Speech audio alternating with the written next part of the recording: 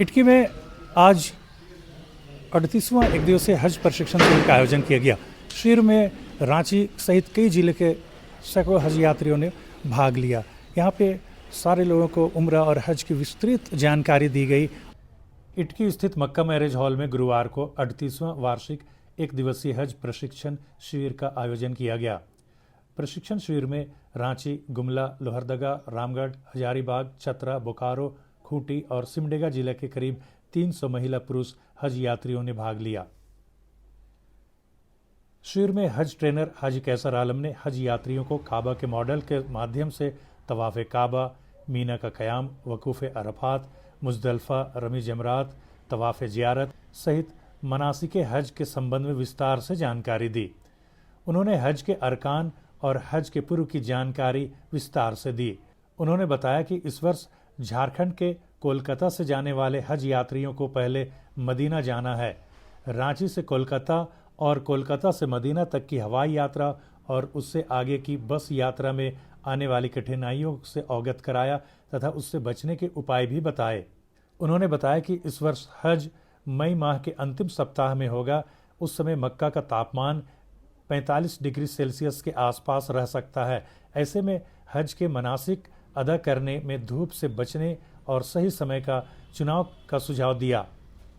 उन्होंने बताया कि हज में 3 काम फ़र्ज है: एहराम और नियत, वकूफ़े अरफात और तवाफ़े ज़ियारत। इसमें वकूफ़े अरफात हज का रुकने आज़म है। अरफात की हाज़िरी के बगैर हज नहीं होता है। उन्होंने मवाज़ा शरीफ के हाज़िरी के आदाब और मदीना का क़याम और ज़ियारत पर भी विस्तार से चर्चा किया। महिलाओं को हज्जन जोहरा जबी ने प्रशिक्षण दिया। कार्यक्रम के दौरान सवाल और जवाब के सेशन में आज़मीन हज ने हज से संबंधित कई सवाल पूछे, जिसका उत्तर प्रशिक्षक हाजी कैसर आलम ने दिया। प्रशिक्षण के उपरांत समन्वयक हाजी कैसर आलम ने हज के सफ़र की आसानी, हज के अरकान की बखूबी अदायगी और हज की मकबूलियत, विश्व में अमन, चैन और तरक्की की सामूहिक दुआ कराई। वर्ष 2026 के लिए आज़मीन हज का आज इटकी में तरबियती कैंप का आयोजन किया गया।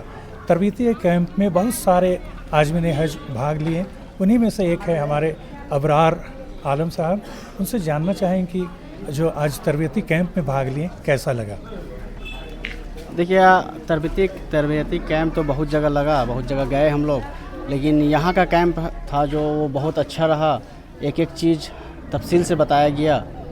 हाजी कैसर आलम साहब हर एक चीज़ का प्रैक्टिकल करके बताएं कि कैसे कैसे करना है, किस जगह क्या पढ़ना है, किस जगह जाना है ज़ियारत के लिए, किस जगह कैसे तवाफ़ करना है, कैसे सही करना है सफ़ा मरवा का। हर एक चीज़ का मतलब सही बताएं, पूरा एकदम तफसील से बताए। मतलब जितने भी आज़मीन हज जा रहे हैं सबको समझ में आ गया कि कैसे हम लोग का हज होगा, पूरा मुकम्मल अच्छा से होगा। और तो क्या इस तरीके का तरबियती कैंप हर एक जगह हर एक साल होते रहना चाहिए ताकि आज़मीन हज को फ़ायदा पहुँचे? जी, ऐसा कैंप तो मतलब हर साल होना चाहिए। और ख़ास करके हमारे इटकी में करीब 38 साल से हो रहा है, ऐसा कैंप चल रहा है। तो हर साल ऐसे ही कैंप चले। इससे बहुत हाजियों को बहुत सुविधा होती है। हज में जो जाते हैं उनको मतलब हज करने में बहुत सारे सुविधा मिलती है। आज इटकी के मक्का मैरिज हॉल में झारखंड राज्य के हाजियों के लिए एक दिवसीय 38वां हज ट्रेनिंग कैंप मुनक़िद किया गया था।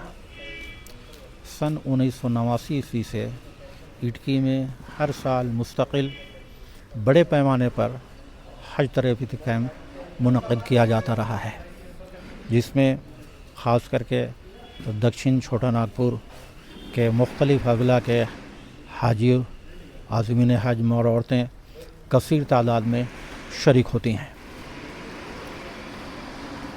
इस दफ़ा झारखंड के हाजियों का काफ़िला बहुत जल्द जा रहा है। हज की फ़्लाइट 18 अप्रैल से शुरू है। इसमें हाजियों को जाना है। ट्रेनिंग कैंप के ज़रिए से सफ़र हज की तैयारी, लॉजिस्टिक की तैयारी और अपने जिस्मानी तैयारी, मेंटली तैयारी, फ़िज़िकली तैयारी, सामान की तैयारी, कागज़ात की तैयारी, इसके सिलसिले से मालूमात फराहम की गई। सफ़र के सिलसिले से भी अहम जानकारियाँ दी गईं और हज का जो एक जुज़ है उम्रा, उसके सिलसिले में तफसीली गुफ्तगू हुई।